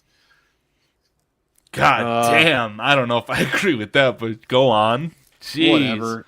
Nobody feels bad. Nobody's doing any NFL teams favors because of old lady. The daughter of George Halas, man. They don't care. Most of them don't even know who. I agree. No one's doing any favors. Years old, dude. Nobody's doing anything. I reacted to you just like poo-pooing on her. I mean, like, what do they know about her? Goodness I'm gracious. not saying they're poo-pooing, but like, what? Like to say that any of them are liking her? They probably don't even know her. No, none of them had any conversations with her. The truth always lies somewhere in between the lines. Great. Yeah, I'm sure they were all best friends with. Yeah, I'm sure they were all best friends with Virginia McCaskey, hanging out in the offseason. I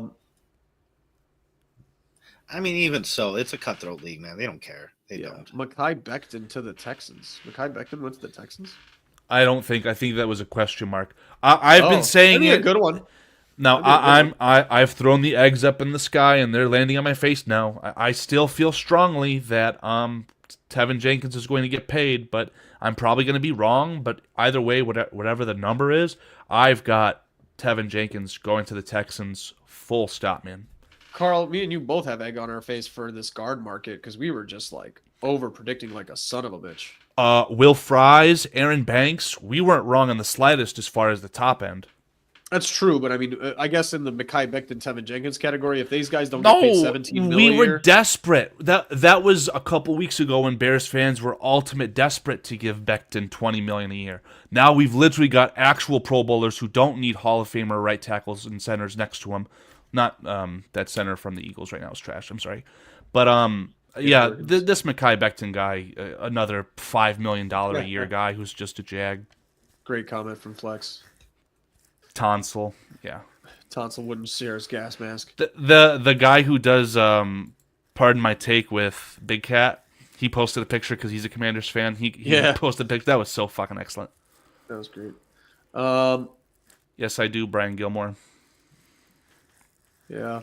Other than that, nothing really. Please. I mean, I got a funny gas mask story if you guys want to hear it. Yeah, make it Paul full screen, please. No, not full screen. Oh, Brian Gilmore. This is an actual question that we can actually. I'm pretty sure I know how this works. Compensatory draft picks are picks for free agents that were drafted by the team and performed as Pro Bowl or All Pro players that are given as compensation for the player walking away. Other situations that you can get compensatory draft picks is like assistant GMs like Ian Cunningham being poached by other teams. And then you can get compensatory draft picks. So because the Bears didn't draft Keenan Allen, nor did he perform in a Pro Bowl, you don't get any compensatory draft picks. Now, here's where it gets even more slimy. I genuinely think that it's related to the Rooney Rule because I know that for a fact the Lions got a compensatory pick and Aaron Glenn. Ian Cunningham would only be 2 third-round picks because he's a minority candidate that'd be poached as a GM. Again, I just want the best candidates to have the best opportunities regardless of anything. Black, white, pink, or purple, I could give a rat's ass. I'll take the 2/3, though. I don't really care. So, fair play to you. Yeah. Yeah, so if that answers your question, that's my understanding of it, and I'm pretty confident that I'm accurate on that. So, all right. Anyway,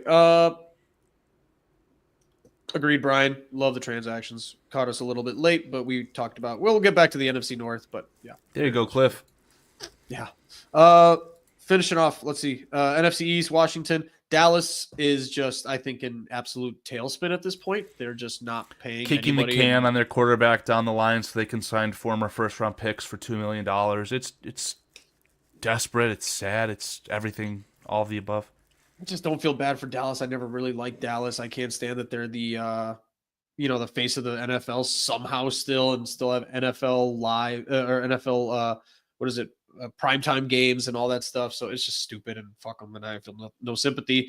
The Giants are completely irrelevant. The fact that they have no quarterback at this point on the roster that'll actually play for them starting week 1.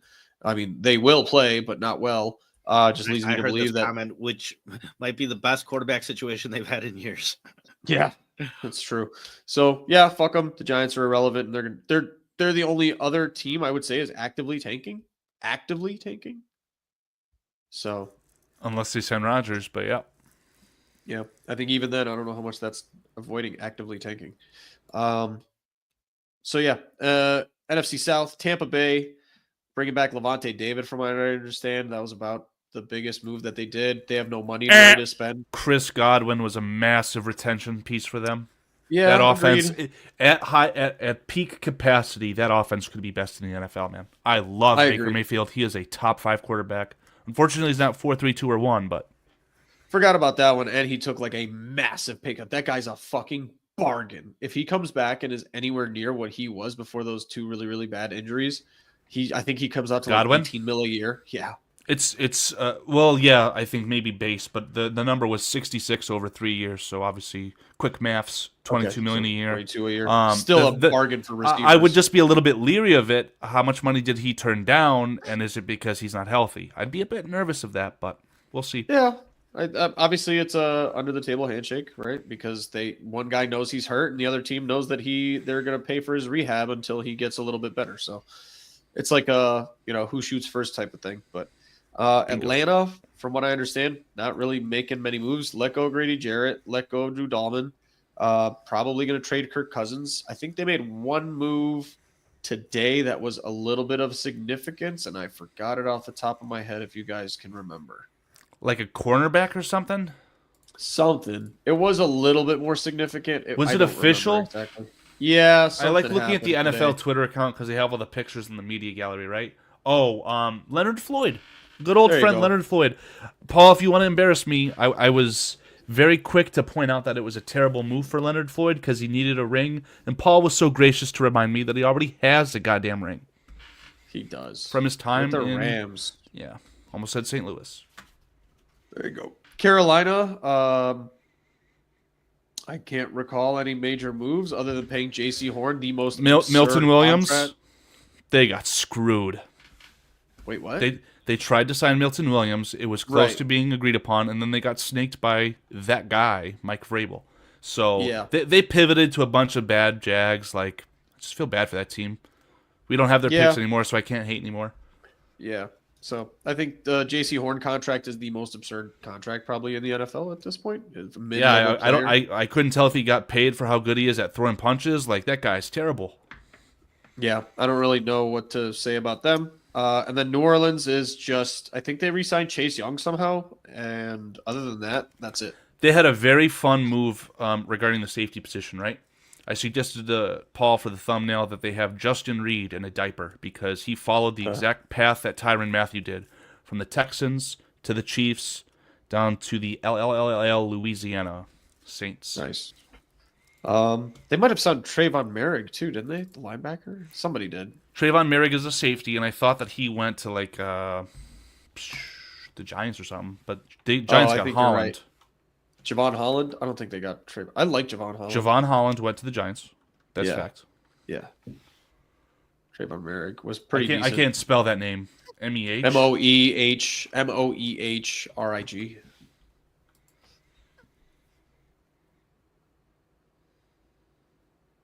No, I can't figure it out, but Whatever. NFC West, Rams Panthers. got Devontae Adams. Panthers. Okay, there you go. Another Jag. Devontae Adams to the Rams. Devontae Adams is kind of a bitch. I mean, he just kind of doesn't really care about. He wants to get paid while also playing for veterans that don't make him better. And then he's going to get pissed off when they don't make him better. I don't really get what his deal is and what his goals are, so it's fine. Whatever. I trust Sean McVay to the highest extent. I mean, Puka He's Nacua gonna do already well, changed his don't get me number for wrong. him. I don't know about well, but he'll fit in just fine, I guess. It's just Yeah. like, it feels like an awkward lateral move, and especially when I saw the financials, it just didn't make sense. You're going to Yeah. cut Cooper Kupp to get Devontae Adams? Like, what's the point? I agree. That's why I said, I was like, I don't really get what you're doing. You're not chasing rings here. I mean, maybe you are. I guess you could argue that you are, but I don't know. Uh-oh. Oh, there you go. And then Seattle. I think Seattle's the other open tanking team. I don't know. I don't think that's going to work well at all. I mean, everybody's gone. You have Sam Darnold. Look at what this guy's putting in the chat. This guy is up for the bit. God bless you. What is Holland Christian High School? I don't know what that is. No idea. Cooper Cup to the Bears for Cliff Victoria. It's not as crazy as it sounds, but I don't think it is a good move. I think Cooper Cup, if he was wanted by championship teams, he'd be there by now. I think Buffalo makes more sense than the Bears, but at this point, I think we're seeing the wide receiver market be drier than we expected. So maybe. I mean, it's not crazy. I would not rather see, but I would anticipate Cooper Kupp going to the Steelers before the Bears. Cooper Kupp to the Bears would be the big first domino of like the admitted like our salary cap is just screwed and ruined forever. So I would hate that move. Yeah. And then Arizona, they got the one major move with Josh Sweat. Other than that, I don't really see anything major there. They got a backup quarterback. I think they got backup Jacoby quarterback. Brissett. Who? Yep. Jacoby Brissett. To what? The Cardinals got a new starting quarterback. That's correct. Yeah, which I was just about to say. You don't get Jacoby Brissett unless you're a little nervous about your starter. So And not health wise either. No, like exactly. quality-wise. Exactly. Like maybe gets beaten out in training camp wise. Yeah, Dave, I want to give you your flowers on that. Like last year, this time, I would have pounded the table and said Kyler Murray's a fantastic top 10 quarterback, but my God, he fucking sucks. He just sucks. I don't get it. They're in purgatory until he's gone. That's the new purgatory. I still think that Marvin Harrison Jr. is a startling wide receiver. They've got another guy who I can't think of his name. It's like a generic first. He's got 2 first names. He's Michael Brown or something. Something like that, right? Wide receiver 2, fantastic. Probably a top Michael 10 Floyd. wide receiver. Yeah, probably a top 10 wide receiver 2 in the entire NFL. And they've got the second best tight end in the NFL behind George Kittle. Trey McBride is fantastic, and James Conner, probably a top half of the league starting running back. So they've got everything. I don't care if their offensive line is average. Their quarterback should be putting up numbers, and he's not. He sucks. But like, it goes back to like proving my draft philosophy here. It's like, okay, you said last year at the beginning of the year, you would have said Kyler Murray was great, and then you draft Marvin Harrison Jr., who's great. What did he do for you? What did he do for you? It's fool's gold. You thought the quarterback was good, and he wasn't. Yeah, but I knew that taking a wide receiver that high, it just doesn't make as much of an impact. Should they have taken a quarterback? Probably. That'd be nuts if they did that. They did it with Josh Rosen already, and look how that worked out. Well, Josh Rosen, I literally saw him on LinkedIn, so we won't even go there. That guy, fuck that guy. That's awesome. Can't even get a backup job for $500K, buddy. What the fuck? Doesn't like football, man. That's clearly what it is. San Francisco let go of Leonard Floyd, let go of Kyle Juszczyk. They're clearing up the cap space to get. They got rid of everything. They fucking gave Javon Hargrave to the goddamn Vikings. Yeah, I was gonna say that in the NFC North. Kyle Juszczyk, 9-time Pro Bowler. It's like, yeah, because there's no fucking fullbacks in the league, man. Roshan Johnson, take it back. Make the Pro Bowl over him. You know what I mean? It's the Simpsons clip where he goes default. It's a 2-man race between Juszczyk and Ricard, and they're on opposite ends of the divisions, right? AFC, so NFC. They both get it. It's easy. Yeah, but I'm all Madden. I'm the all Madden team. Yeah. So NFC North, rewind. Detroit got rid of Carlton Davis, got back. Hyper upgrade, DJ Reed. Hyper upgrade there. DJ Reed. If Terrion Arnold is worth the mustard, which I promise you he isn't, but if he plays up to his draft position, that secondary could be elite. Yeah, so you got that. Green Bay did fucking nothing other than get the most expensive guard in free agency. And I didn't even know he was a starter in this league until he got signed. So cool. And then Minnesota, fuck you, Minnesota, you terrifying fucks. Like, they literally saw the Bears shore up the offensive line interior and just said, you know what? We're going to fuck that shit up real quick and get Jonathan Allen. That Jonathan Allen contract is a fucking steal. I can go into the details because I think you still have the screenshot. That is like 20 mil a year on paper, and it's not 20 mil. Yeah, it's one of the better contracts I've ever seen in the NFL. It literally, like, made me depressed. I was, like, crying my eyes out this morning as soon as I woke up when I saw the details on it. I can't fucking find it, though. It's 3 years, 60 mil. Yeah, pretty rough numbers. 19 mil a year or something. Here we go. $51 million over 3 years. Oh, fuck. 16, then 17, then 18. The SAC incentives and escalators can get him up to $60 million. But it's cheaper than what... it's really comparable to Grady Jarrett. It sucks. Yeah. And I spoke to PJ from the Bears Country Productions channel on Sunday. And he was like, you know what? I would love Jonathan Allen. And I've heard this song and dance from him before. I was like, yeah, whatever. Then I watched him in his top 100 videos, in his mic'd up videos. The way he talks to Montez Sweat when they were a member of the Redskins. It made me want to enlist for the fucking Army. I'm very upset that Jonathan Allen is not... I'm upset he's not going to the Bears. I'm devastated that Jonathan Allen is going to the Vikings. I'm devastated. And there was one more move that pissed me off. They re-signed Aaron Jones, which is probably pretty good. Which, when I texted you guys that, his career highs were fucking hilarious. 1,100 yards is his career high rushing. Couldn't believe that when I saw it. Well, that's the problem when we look at everything through the Chicago Bears lens. What have we seen from Aaron Jones? He's a fucking iconic game after iconic game on the Packers and the Vikings. Outside of that, he's a jag. Yeah. And then who was the other major signing in Minnesota? It was Javon Hargrave. It was Will Jonathan Allen. you put the fries on the bag for me, good sir? Yeah, there you go. Yeah, Will Fries. I mean, they just do everything better. They're just good at everything. They took the money they would have paid Sam Darnold and split it Now, up into 3 fucking Pro Bowlers. Let me explain. assholes. Let me explain to you that their defensive coordinator, who hasn't left, Brian Flores, he will consistently bring 6 men on the line of scrimmage and rush with all 6, and none of those 6 are defensive linemen. So you're telling me you're going to pay $20 million to a guy who's only going to play 40% of the snaps? Maybe it's smart money from them because it's sack numbers and escalators. Don't give them the chance to reach them. Kind of reminds me of a Justin Fields situation. We're going to bench you. It's kind of what's happening. So it's good business. Yeah, and I mean, and if you do reach them based off the amount of production time you have available, You're going into the Hall of Fame. Yeah, you're gonna have a damn good season. Yep. There you go. And then we come full circles back to the Bears, probably the winners of free agency. Back into On the salary paper. cap negative. Yep. Well, I didn't say the fucking Super Bowl, Carl. I said free agency. So, on paper, they're the winners This of free guy's agency. calling Blake Corum a jag. This guy is just going nuts. These potchkis, man, get him out of his hands. So, yeah. Anything else to add, guys? Because I think we just rounded up the whole league and free agency off the key stuff.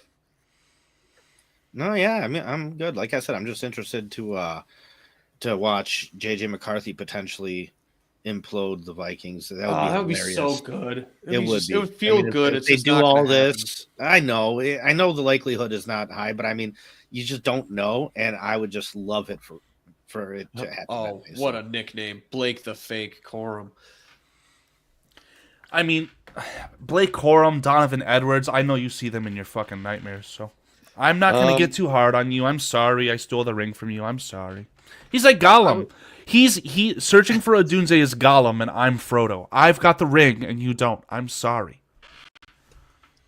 The ring that makes you a douchebag? Yeah, this is a lot of fucking fun. the Thank one you that for letting makes me you act like an asshole on your platform. Thank you. Yeah, and like I said yesterday, Carl, I guess I'll just summarize for anything you might have not seen. The one point, maybe Cliff is just reiterating what I said from yesterday. It was my only negative about the Bears doing this on day one is that they really, really limited themselves to any moves they can make moving forward through this free agency process because we're going to get our surprise cuts. We're going to get our cap casualties. We're going to get our June 1st cuts. We're going to be, seeing some surprise training camp cuts. And the Bears have their roster pretty much minus the draft. It's a little unfortunate, potentially. Pop quiz. Before your pop quiz, guys, I am out of time officially, so I do have to go. Paul. Thank you so much for having me. We're on wrapping tonight. up anyway. Yeah. Paul, thank you for letting me. Thank you. Thank you for letting me on your platform. It's always a pleasure to spend time with yourself. Always, Carl. Always. All right. Thank you. Have a good night, guys. See you, Paulie. Bye, You everybody well. in chat. Sorry, Carl, anything to add to that last part? Just a pop quiz. Oops. How much cap space can the Chicago Bears make by restructuring Montez Sweat and DJ Moore? This guy's busting out the 1992 Rose Bowl before I'm even born. What the fuck? This guy. He's in your head, man. I know. He will not stop. I heard it's 40 million somewhere nearby. Yeah, like $45 million. You could sign another starting quarterback for that much money, right? So, like, the salary cap is a myth. The free agency spending for the Bears in 2025 is done when Ryan Poles says it's done. And if Are he we wants talking to about backloading those contracts into like next year, or are we talking just converting salary into a signing bonus? I'm not going to pretend like I know the exact specifics, man. You could push it down. You could backload the contracts. You could convert it into signing bonus. You could do things. Again, the salary cap is bound by creativity alone. Do I think that the Bears should do that, or do I want them to do that? No. I think that at the very least, go get a veteran wide receiver 3, maybe a Tim Patrick, figure out the numbers after that. But I really don't want them to ruin their cap before Caleb Williams even gets paid.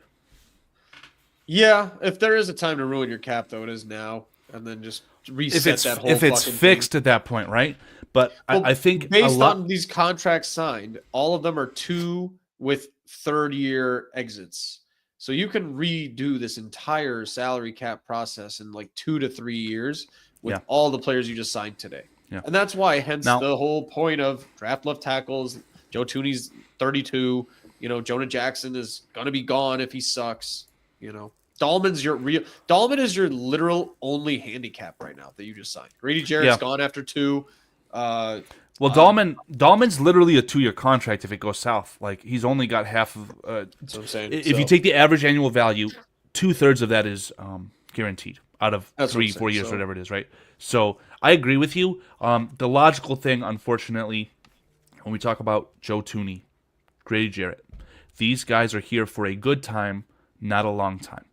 If you're smart and you want to turn the trenches into a strength of your football team, you double down and draft the replacements now. Yep. Replacements with Grady Jarrett's not a direct good term because you need the rotation. So you're going to draft a guy who's going to contribute and maybe fill the void, be ready to fill the void. But with offensive line, it's a little bit more awkward in my opinion because you can't draft a left tackle to then play right guard, whatever the case is. It's a bit more weird. But again, if we're talking about predicting what I think they'll do, I disagree with that assessment though, because I think the most comfortable place on a football team to stash away future starters is the offensive line. Defensive tackles, defensive ends, they want to fucking put up stats. They want to get paid, right? They need to come out and get 13, 14 sacks or be in a rotation. Right. Linemen, Milton Williams gets 4 sacks in 5 years, whatever the true number is, and now he's the highest paid Patriot of all time. That's Obviously, what I mean. There's exceptions. I mean, just generally speaking, though, like there are offensive linemen that get stashed, come out, play 2 good years, and then they get re-signed to 5-year deals with their own team. Right? That's how the offensive line stash and start. No, and I hear it. Works. I hear you. It's just that I don't feel like we're the Philadelphia Eagles right now. We haven't won a playoff game with a head coach quarterback combo, right? So it just feels weird to say that the Bears are going to redshirt a left tackle and hope that his knee is stable, right? It's just something that I think that is what the Bears will do. I think it's the thing that makes the most sense. So, yeah. All right. I'm good to go, Carl. We've been on an hour and a half. Anything to add before we log off? No. Again, just to what I said to Paul, echo it to the chat. You guys are fantastic, especially for all my antics that I put up, today with Naj. Naj, you're fantastic. Love you, buddy. Everyone else, you guys are awesome. Thank you so much for spending your time with us. I can never say thank you enough. Yeah, NFLSKI is always just pumping up into the consistent viewership, and we just really appreciate it so much. And this is the off season, for Christ's sake, and the hype is starting again. And hopefully it kind of picks back up as we get into training camp. I think Bears fans are not ready to be heard again, but obviously we're all ready to just kind of be realistic and talk about it. So thank you to everybody in the chat as always. And we'll post some videos here and there. Right now, I think until the draft, I think it's a little bit of a lull. But any major news, we'll probably hop on and talk about some collective thoughts about the NFL and maybe the Bears. But yeah, until then, thank you so much again for everybody, and we'll see you guys next time. Bye-bye.